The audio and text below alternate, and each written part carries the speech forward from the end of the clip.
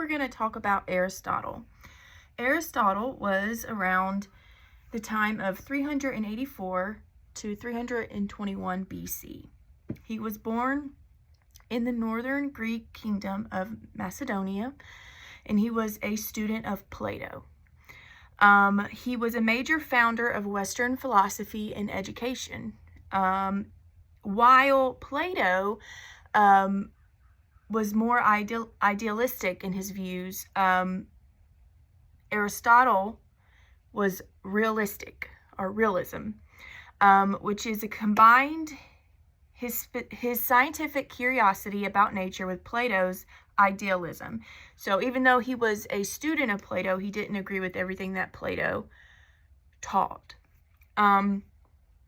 So realism is a philosophy that asserts that existence of an objective order of reality that is independent of the knower but is knowable.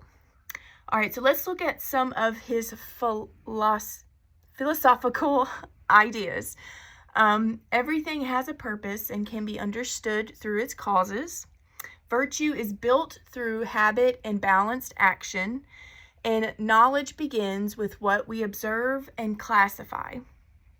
So for Aristotle, a concept is based on the formal and essential qualities abstracted from an object.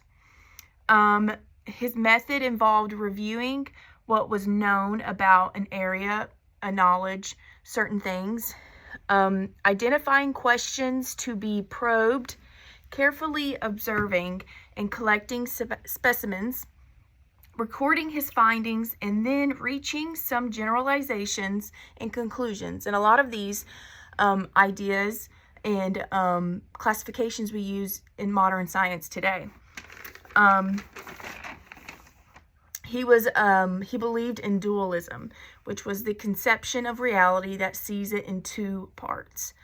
He devised two explanatory principles: potentiality, which was matter has the possibility of becoming something, and then actuality, when matter takes a form, its potential to become an object is actualized. His idea of virtues was that virtues are universal. They're based on the general human purpose of seeking to realize the potential good that is in all people. He also established two different forms of virtues: moral and intellectual virtues.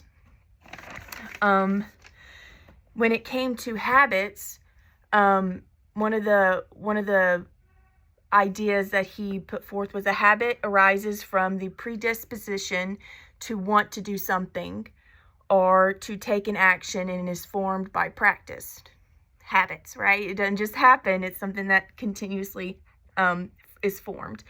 For example, we learn to be courageous by 1, having examples or models of courage, 2, desiring to be courageous, and 3, performing courageous actions and taking pleasure in doing them. So the habits aren't just formed by thinking about it, it's something that is put into action.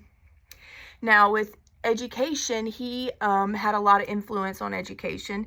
He inspired the structure of liberal arts learning.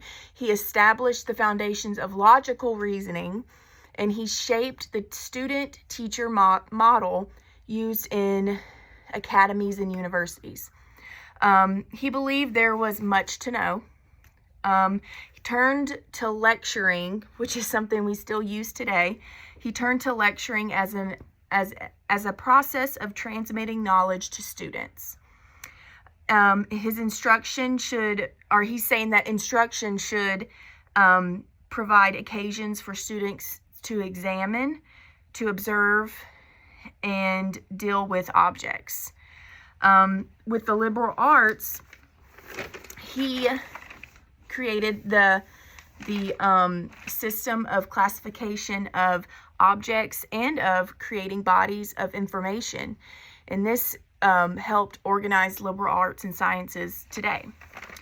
All right, and I'm going to end it. Where'd it go? end it with a quote from Aristotle himself. Educating the mind without educating the heart is no education at all. Thank you.